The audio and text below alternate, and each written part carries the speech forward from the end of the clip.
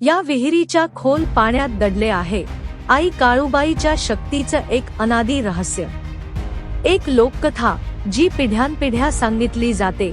असं म्हणतात की फार वर्षांपूर्वी जेव्हा देवी काळूबाईने दैत्यांचा संहार केला आणि या भूमीला शांतता दिली, तेव्हा याच ठिकाणी ती विसावली। त्यावेळी तिने आपल्या पायाच्या अंगठ्याने जमिनीवर आघात केला आणि जिथून पाणी उफाळून आले तीच ही विहीर, म्हणजेच अमृतकुंड।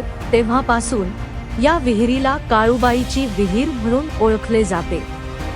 डोंगरमाथ्यावर असूनही तिला कधीच पाणी कमी पडत नाही, कारण देवीचा आशीर्वाद तिच्यावर आहे।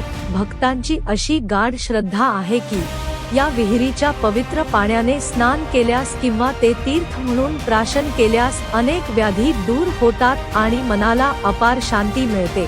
जत्रेत येणारे भाविक या पवित्र तीर्थात स्नान करूनच देवीच्या दर्शनाला जातात, कारण ही परंपरा पिढ्यानपिढ्या चालत आली आहे।